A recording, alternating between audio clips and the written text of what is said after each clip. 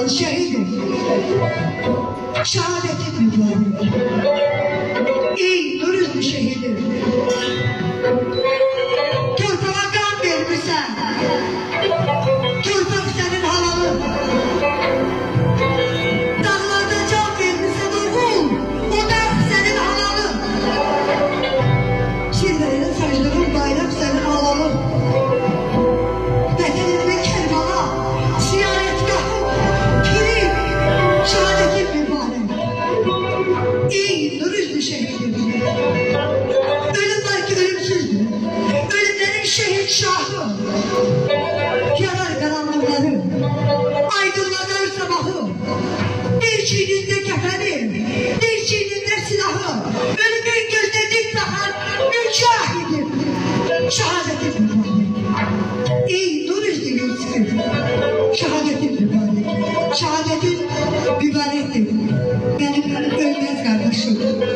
Sen vatana can verdin. Vatan sana heyran, vatan sana minnettardır. Vatan sizin o korkmaz, gayretli, namuslu yüreğinizden başladı. Siz düşmanın gezdiği namert adımlara öz net adımlarınızı atarak gözünüzden bir milletin sevincini taşıdınız. Neçə illərlə 30 ilə yaxın uçulub dağılmış Qarabağ torpağını qanınızla yenidən siz suvararaq bugün çiçəklənən Qarabağda xarı bülbülün dil açması, Natıvanın üstünün güllələnməsi sizin sayenizdə yenidən bərpa oldu. Bugün Gövhərağa məscidində əzan çəkilir, namaz qılınır, Şuşada, Çedir düzünde, düşmenin yalnız gittiği yerlerde bugün Karabağ atlarıyla Karabağ Azerbaycan'da deyip ikizlerimiz at çapır.